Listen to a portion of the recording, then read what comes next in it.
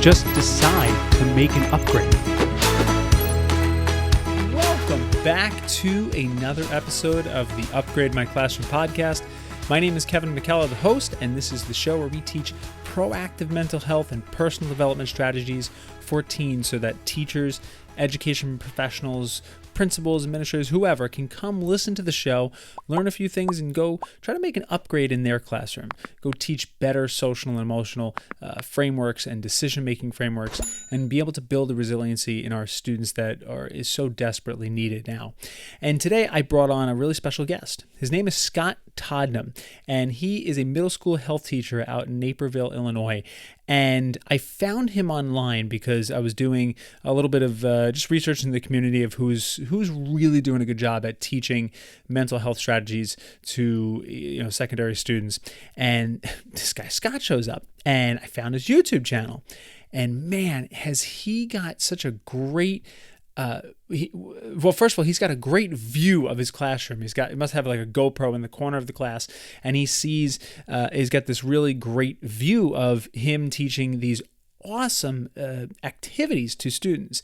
And he's a very humble guy, and he basically says, hey, listen, there's quite a few other lessons that is just me with a necessary worksheet, like there's this and that, but these are the ones that really mean something to me and the students that I put online. But it's a testament to his ability because the sheer number of these great lessons and these great demonstrations is there, and it's really something. So I figured I'd bring him on and share a little bit about what he does, not only as a teacher, but an author and a podcaster and a speaker and a whole bunch of things. Scott Todnem is the author of Growing Up Great, the ultimate puberty book for boys, and Sex Education, A Parent's Guide.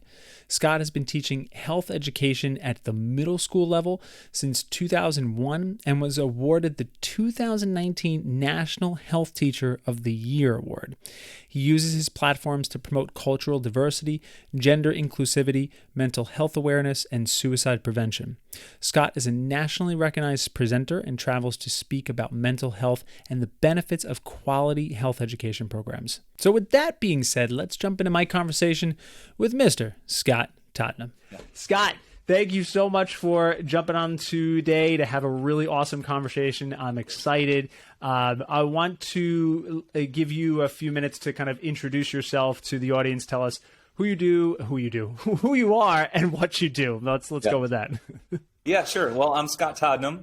I am a teacher, a writer, a speaker, and I'm a father. That's kind of how I always and that's not in the right order, but of course.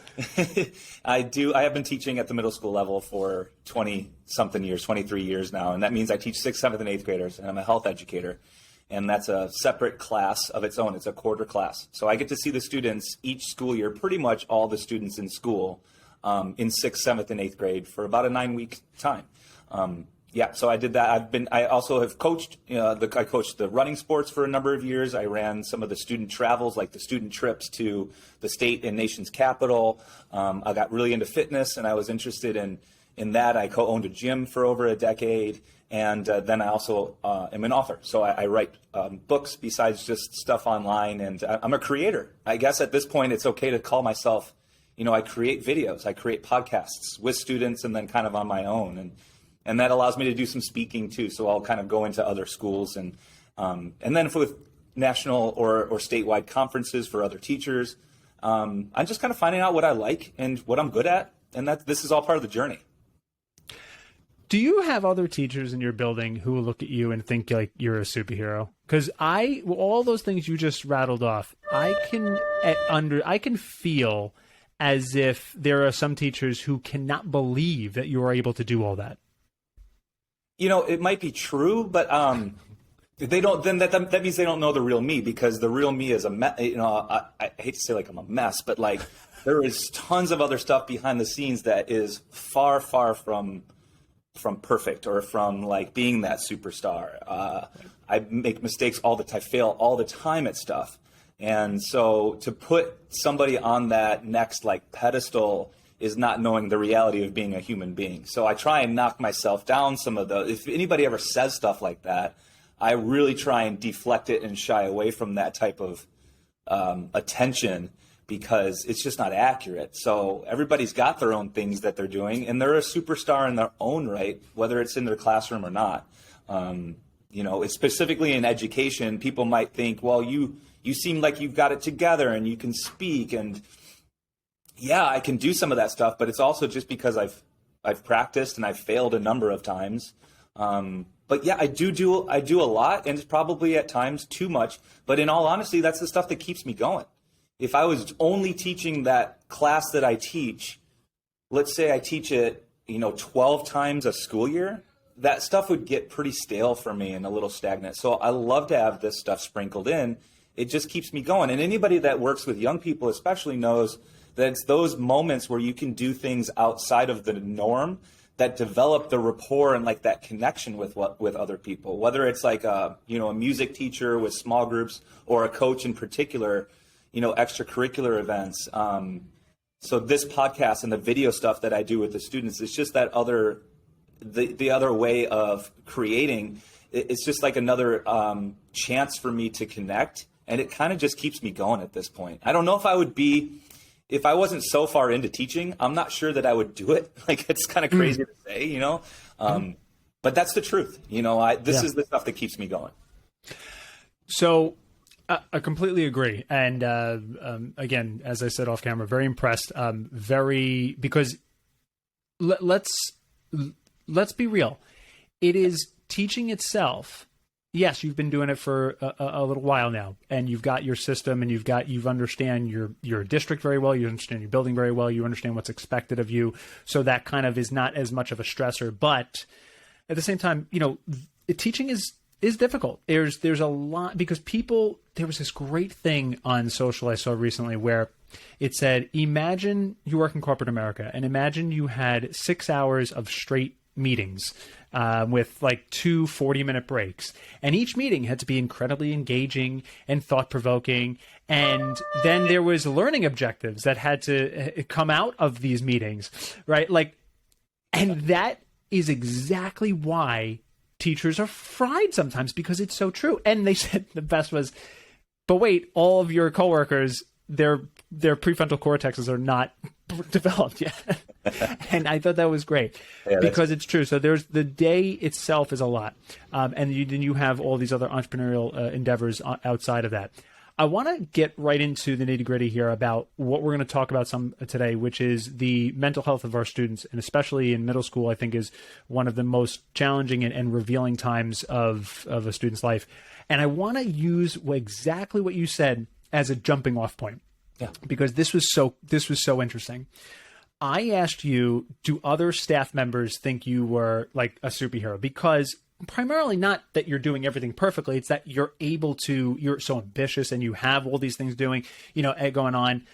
And you said you like to, kind of knock myself down, not in your words, but knock myself down a couple of rungs, like just shy away from that attention, if you will. That's so interesting, because now if you hear two students having that conversation, that's interesting, because I would assume you would offer advice, but I would assume you would look at that from a different lens. Am I right? Yeah, absolutely. What kind of lens would you talk to ourselves is different than the way we might talk to a classroom, full of learners. And that's true. It's amazing. Yeah.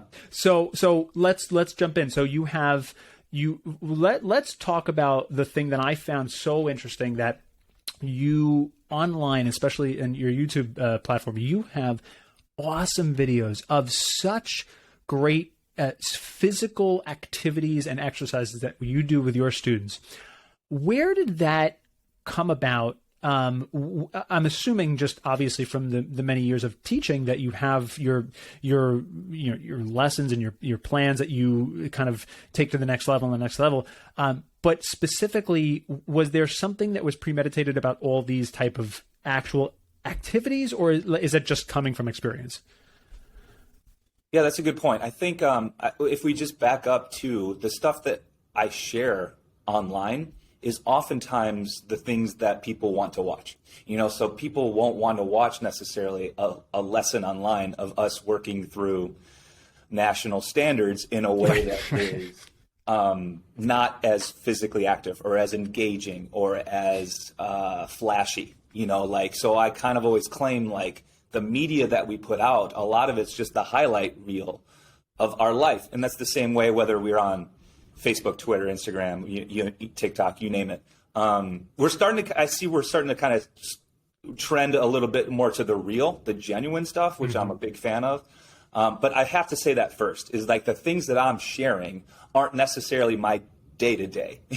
And that might be hard for even another educator to see is like, oh, well, how do you have time to do all this? Look, we're still working through our state and national standards in a way that might be like a worksheet or a journal entry. And so I'm just not posting that because it doesn't make sense to. So that had to be said first. But then, the items that I do end up sharing, let's say I'm sharing some things that are, an SEL activity or a hands-on. I'm big on analogies and metaphors. That stuff is just the good stuff each week that I find to have the most impact. So if I'm creating a great metaphor with students and there's awesome open-ended conversations and questions surrounding that, that's the stuff that I'm interested in because I'm learning at the same time. So I'm going to dive head first into that stuff. And I noticed that when I'm active as a learner myself, then I'm more engaged. I'm just more interested. It can't be, I kind of say stuff like it's not going to be as meaningful if it's not memorable. And it's not memorable if it's not meaningful. And so that's where I kind of got that, we want to be up and moving as much as we can, but not just for our physical health, but because it just sparks those neurons so much into the debriefing process. So anyway, I just kind of like word vomited, but that's kind of the basis of why I might share some of those items, because I noticed that's when the learning is really amazing. It's just really engaging. So yeah, I don't know if that answers what you were looking for, but it's basically I'm kind of posting those hands-on activities because of the learning that happens afterwards. Yeah, no, that's great. Speaking of the learning that happens afterwards, talk to me about one or two situations, if you've had, I'm sure you've had over the years, where you've done something specific where you've had some type of exercise. Again, I keep talking about these exercises. One just spoke to me so well was your demonstration with, you had numerous different balls. You had a tennis ball, you had a ping pong ball, you had a bowling ball, you had the squishy ball, and you talked about resiliency and how each one it reflects either how resilient or not we are based on the bounce, if we're able to, tear it apart, like the bowling ball, that was such a great metaphor for somebody who's really a negative influence in their life. Have you ever had a student come up to you afterwards and have a complete breakthrough just be based on what you chose to do in the class that day? Yeah, absolutely. Okay. Sure. One day can be, and it doesn't even, you're not even sure as an educator what day that is. I might go through something, I'm like, that was a lousy lesson. I failed it. XYZ, it just didn't go well. I was angry, stuff happened. But like a kid might be like, hey, thanks. That was, that was the one thing that had an impact for me. So it's just kind of interesting as to what might stick. But sure, there are certain lessons that I know might bring out more of that. And the one that you're referring to is one of those great ones that I used during a mental health focus and the health skill, because we're big on life skills too. It's not just content, but can you use the skill then to take yourself forward in life? So the life skill is self-management. A lot of that is self-awareness as well, but it's just managing yourself. And that particular lesson you're talking about has, that YouTube video in particular has the most views on my channel. And I actually borrowed the ideas from other educators. Shout out to Mary Wentland in Wisconsin. I kind of stole her concept of a tennis ball versus a ping pong ball as a visual, and I just took it to the next level for myself. Right. And I would encourage any other educators to do the same. If you see something that somebody else is doing, borrow and steal and make it your own. So I did that. I added a couple extra items that made sense for me, and it built into an outstanding lesson. Yeah. But in the end, it is just one day out of 9 weeks. So, but does it have the most meaning? It depends on the kid. Another kid might be like, look, when we got quiet and we worked on mindfulness, That was the item that worked the best for me. Not throwing a tennis ball around the room or getting loud and boisterous, but it would, so it just depends on what lesson. But, in the end, absolutely, students will find that there's a connection with even just one activity. And that's so much power. And those aha moments are why I'm teaching. That's what it's all about. So yeah, I gain as much as I give in that regard. Was your intentions always to be a teacher? Did you have any other aspirations before you started teaching, or was that set right out of college? You said, boom, here we go. Here's the classroom. Yeah, great question. I think I have found myself in education because of all my other experiences in life, but I have a lot of interests. And, I said earlier, would I have stuck with teaching this long? I tend to bounce from thing to thing so much. That's just my personality is I want to find out what else is out there for life. I don't want to just do one thing. But I had some experiences growing up with young kids working summer camps that I found a lot of personal growth with and connection. I got to be a better person because of working with young kids. Sure. And then my involvement with exercise physiology stuff and fitness leadership, I thought I was going to go into that, like in a gym setting, physical health pretty much only. And I realized working with people in that regard was also fulfilling, and rewarding. Yeah. So that helped lead towards education. But I wouldn't say that I got into college thinking I was going to teach this long. And I think I'm also setting up my next career path anyway with this. Can I keep writing? Can I continue to speak after I'm done day to day with middle schoolers? And I think the answer is yes. I think I can do this. So absolutely. Yeah, I'm pulling in, I'm taking from all different parts of all these different things that I was interested in growing up. I'll put in to some of the lessons too. Yeah. No, it's great. It's really, and it's interesting to hear because I come from the music world, and the problem with, actually, it very well may be similar to the health and phys ed world.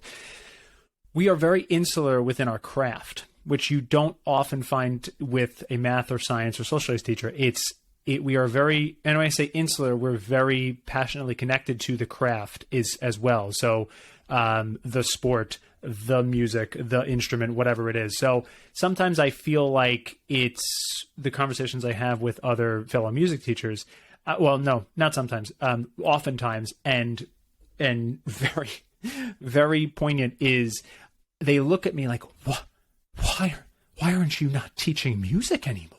Like I'm like I'm some crazy person. It's like, well, I can help kids more effectively for me in my life in other ways, and also enjoy doing other things more so, and that's okay. So I just was curious, because again, it's our lives when it comes to helping kids. Sometimes and from the second you started speaking off camera and I got to meet you, I was like, this guy is doing things for the right reasons, and that is, I can tell right away. Like it's a very refreshing thing to see and hear. So kudos to you. Scott, I want to talk a little bit about your podcast, which is, I think, to be more student-centered. Talk to us a little bit about the birth of the podcast, the why, the what you're doing with it now, and yeah. Yeah, so we got started with a student podcast about 5 years ago, and that came after I started a YouTube channel to give students an extra chance, a platform, I guess. Students don't need a voice; students already have a voice. I know that teachers a lot are like, "I'm providing student voice." Yeah, they've already got a voice, but it was just providing a space for them and other people to hear it, And so that came about because I wanted to let the students create more. As a creator myself, it's just, that's learning to me. So I guess I call it seasons at this point. In 2017 or 18, I had a couple of students in mind that would be outstanding hosts. And so I came up with this concept, like, what if I let the students take the lead and interview other classmates of theirs? And we run from there. If I jump in as an adult with like little teachings as the educator, I'll do that. And so we went through, I don't even know what I did, 12, 15 episodes, maybe that first season, and the students liked it. And I think other people benefited. That provided me an opportunity to send that on an email to parents. Those are just like good news emails, like, hey, here's what your student is doing in school. Look at this awesome stuff that they're up to. But then I did make it public. so that other educators could potentially learn from it, other students could listen. And so it took off from there, and now I'm in school year number 5. So the cool thing at this point, and I might be jumping ahead a little bit, but my initial first hosts as 8th graders are now graduating high school. So what that means is, and this is like, in the world doesn't know this yet, but we're going to invite them back as guests to talk to the 8th graders that are currently leading the same podcast we started way back when. So it's like stuff like this it just comes about as opportunity, and like, why not jump on it? So I'm going to be in contact with those 2 initial hosts, and I got some other ideas for them too, to be involved continuously. It's just something really neat that ended up being something that I didn't need to grade, but it allowed the students to practice life skills that happen in the health classroom, and then talk about teenage life, just the real stuff that's hitting teenagers, whether it's social, emotional, mental, physical, everything in life. Yeah. So that's the main theme is Yes. what's going on in their lives, how they're managing it. Do you find that students, by having this dedicated space to deliberately have a conversation, other than, okay, we're going to do some exercise and it's very, we're going to do the, which is, specifically for the bounds of that exercise. That's why it's there. But when you open up a conversation, let's talk about bullying. I was the one I recently caught. It was, do we think bullying is inevitable? I think that was like the tagline. So like, do you find that these students are coming to more powerful realizations or findings from this platform, being able to just have open-ended conversations? I would have to ask them that direct question. Are you Okay. finding this to be different than your typical learning or classroom setting? Are you gaining more from it because we left it so open-ended? My guess is yes. I'm going to guess yeah, they are having some good conversations that allow them to invest. They might learn something on the spot about themselves or about the topic. And I think having other people in there in a small group then just lets people kind of riff off of each other too. Oh yeah, I never thought of that angle. Or you can you kind of hear them almost change their mind on the spot. Oh, you know what? I wasn't right on that. That stuff that's awesome. That's like life. That's like any conversation adults might get into. In fact, I would think that's more open-minded than our adult culture, where it's kind of like, I want to tell my end of things and I don't care what you have to say. I want to convince you I'm right. So yeah, my guess is absolutely they're learning there on the spot. And because it's not a graded project, I feel like they just kind of relax more and they let themselves do that conversation. Or here's the other side of things. I might be so out of touch as an older, adult at this point, that maybe they're already doing this at lunch. Maybe their conversations aren't so focused on a topic, but they're probably already having these natural conversations and we're just not listening because we're not sitting there next to them. So that's the other potential. You know what I am actually very intrigued by is that you said, I mean, you've been teaching for a good amount of time, and you've been you're seeing these kids in your classroom every single day. Yes, and you're kind of, for lack of a better word, monitoring the lunchroom. But you have the, I guess for lack of a better word, humility to say, yeah, I don't know. Like, I don't know because I'm not their friend. I'm not sitting at the table with them. And even if I was, I'd be Mr. Todnem. I'm this teacher, so they're not going to talk with me as they would there. And I think that is really important to have that type of understanding, wherewithal, and humility, because I think a lot of teachers often miss that, because as adults, we have so much higher level of an EQ where we're able to emotionally see past what is going on.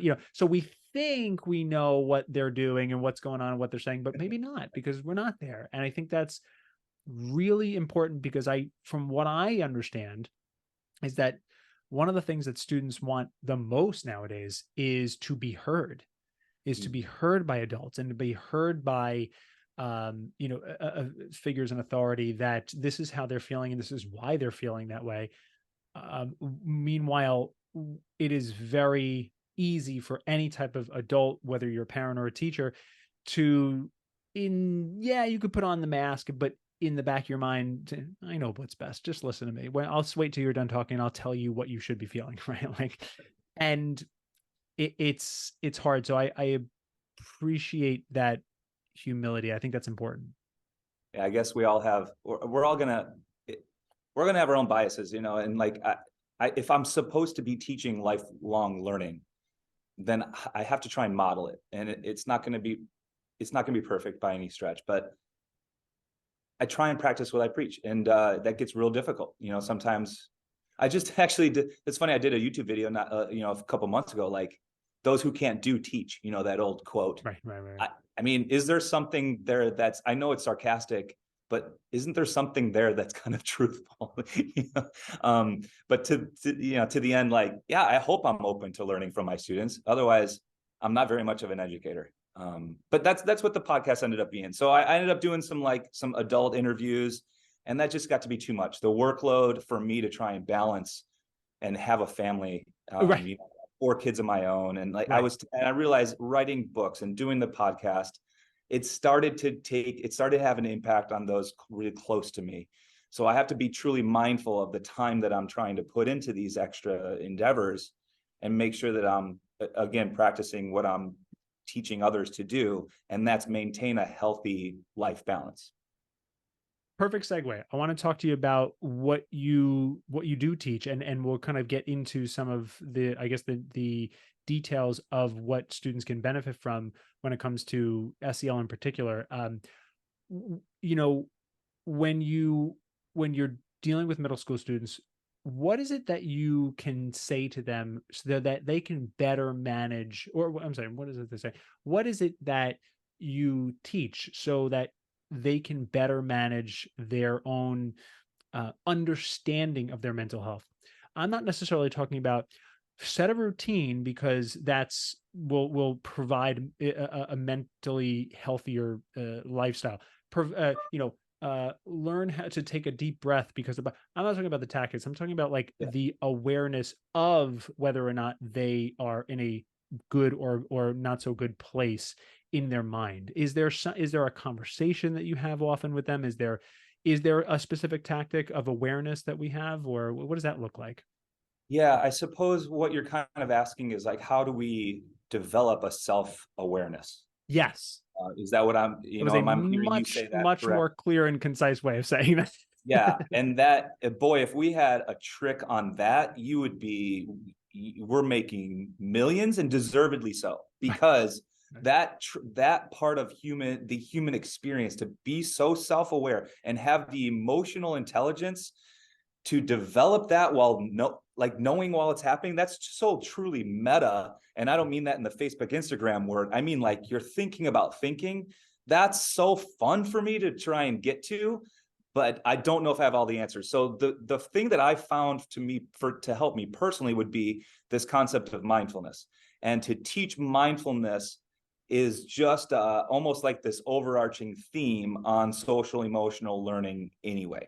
So I know a lot of schools end up having these competencies they're working towards with their social and emotional development. There's a bunch of groups doing outstanding work. One of them obviously is Castle. And the great part about those social emotional competencies, whether they're with social awareness or self-awareness, is they're built and they're leaning on the health education standards that were already in place from Shape America, from the CDC, from decades ago. So the awesome thing for me is that's just naturally part of my curriculum. So let's take something as a competency called, social awareness or self-management. Those are literally taglines and words that are built off of some health education standards. So I bring that up because mindfulness would be this item that I can help bring to the forefront of a student's mind, like, hey, this helps in all other endeavors in life: athlete, musician, artist, academics, social relationships.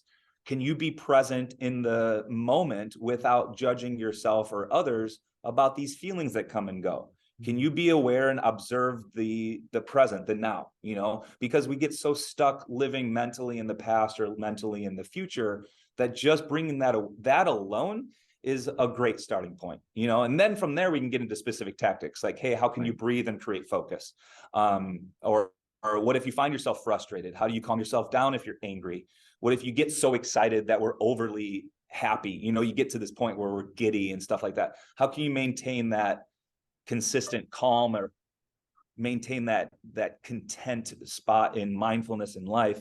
But that I guess, to answer like how or what do we do, just bringing that to the conversation so that students are aware of what's the definition of being mindful, Right. and how can that help in all the other parts of your life. That alone, I'm so excited to help students with that notion. Yeah, and then again, of course, it automatically go into the tactics, just because we to develop self-awareness, we need to develop it on a daily practice where it becomes second nature, where that's why people meditate, that's why people do breathing exercises, that's why people journal. So these types of activities, I think, are definitely important.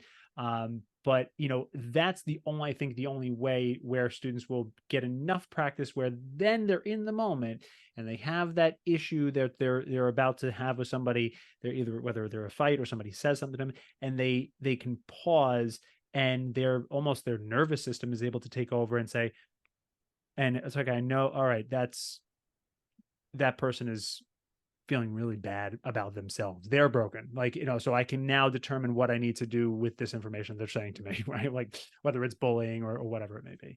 Yeah, I think the how can change, but Sure. in the end, it's the what or the why, and Right. that's just being present in your social relationships, but also your relationship with yourself too. Right. How often do you talk about, on a higher level, I would assume, neurochemicals with students? So talking A about little, what was that? yeah, a little, A definitely a little, little. yeah. I've been watching a lot of Andrew Huberman's stuff. I just think he's such a genius, but he's so good at being able to articulate what he's saying because he's a teacher. So that I find I'm able to learn so much more. Just find it interesting, again, for me as an adult, the more I learn about how dopamine is being affected, and the baseline dopamine in my body, like that is maybe why I'm doing X or why I ate this or whatever. I'm curious if does students recognize that as important, or is it more about, with middle school, what can I see, touch, and feel that makes more of an impact? I think for high schools, for high school and college and adults, we might be more receptive to Yeah, some of those words and some of those stats. sure. But younger students like wacky facts. They like to know stuff like your neurotransmitters can relay messages at over 200 miles per hour. Something like Right, that is right. interesting for a 14-year-old. But they might not want to know, like, oh, my serotonin level compared to, and do I even know enough to present it that way? No, probably not. Right. So I'm doing very surface level Gotcha. work with brain chemistry on that, Yeah. but Yeah. enough Yeah. to get them interested to know, like, hey, what I'm saying isn't something that I'm making up. We've got some science to back this stuff up. So but it's going to be pretty simple percentages. What is the brain using for oxygen and Mm. blood, and how can sleep and food affect all of that stuff? Mm-hmm. So we're kind of just getting we're towing the water to see if we can get people interested in helping themselves. In the end, the students want to know, what can you give me? What's my takeaway? Sure. And Sure. that's probably not specifically big words, but some of them are smart enough that they can get it. And if that's the case, then great, we'll dive Yeah. into it. Yeah. That's great. I want to wrap up here with a conversation that I think is important, because I think the way we are able to inflict change and help students develop while they're navigating an interesting time in their lives, we are, as teachers, and specifically yourself as a full-time teacher, like, we, again, it's a lot. Like, I've experienced it. It's a lot of work. Now that this light is being shown on education in so many different facets, we're seeing a lot of issues when it comes to, especially post-COVID, we're seeing a lot of issues with teacher burnout.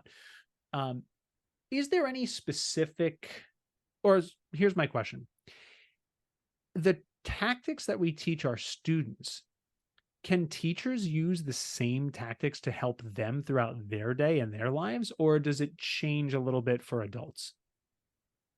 My quick answer is yes, it's the same. It's the same. So the stuff that I might try and teach to a 13-year-old is the things, the items that I found personal success with anyway. And I could even work with our staff and bring it back down to just that baseline level to to take pretty complex concepts of learning and simplify them so that no matter what age, you're benefiting from the work the practice you're putting in to your mindfulness, your self-awareness, your overall health and well-being. So yeah, my initial thought as you're speaking is yes, it's the same no matter what age. And teachers should be practicing some of these items to maintain a great life balance to stop that overwhelm. I deal with some major social anxiety, and so I have to put this into practice. Otherwise, I'm not going to function very well. I'm not going to be able to even come to school. I won't make it through my day educating.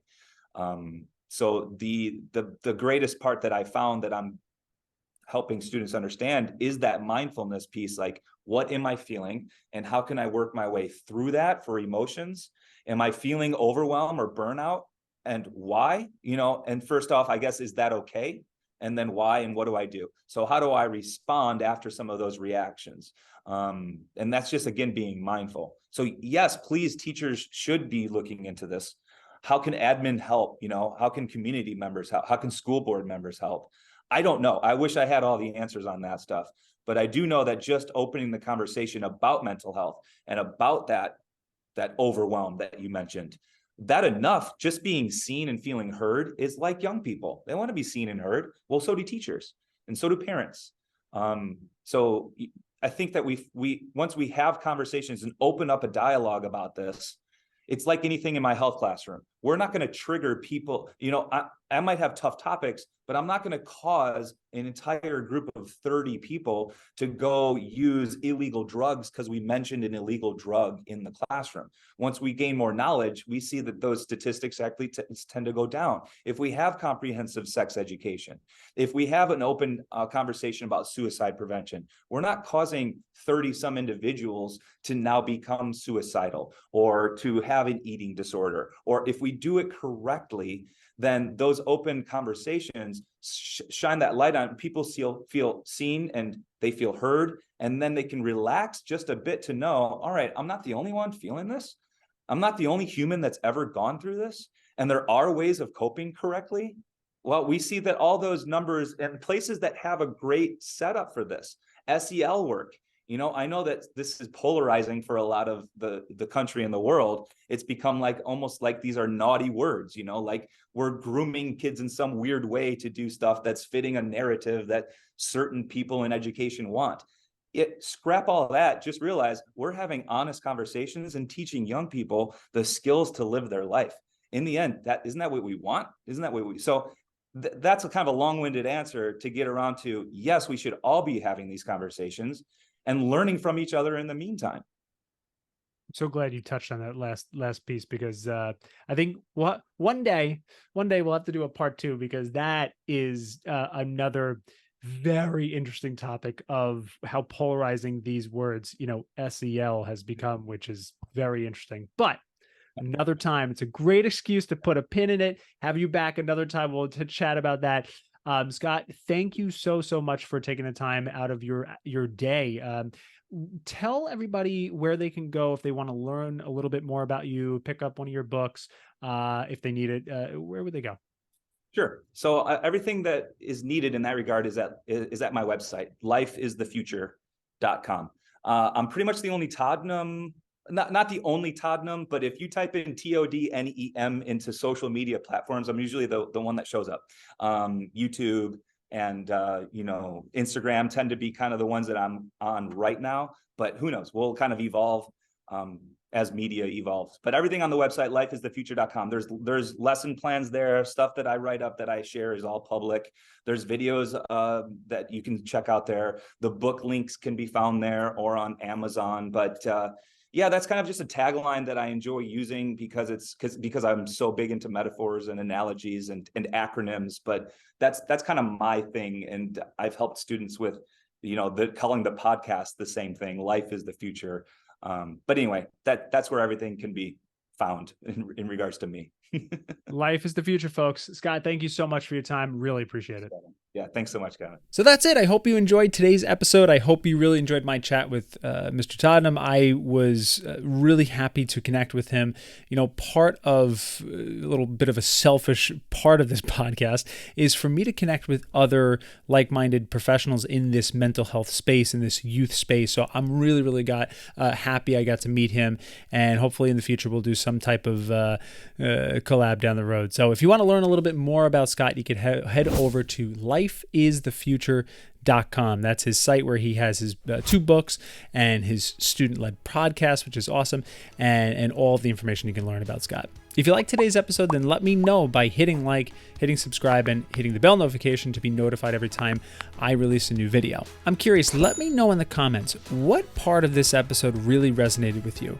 What was it that Scott said that really drove home for you? Let me know. If you like today's video, then you may want to check this one out right over here.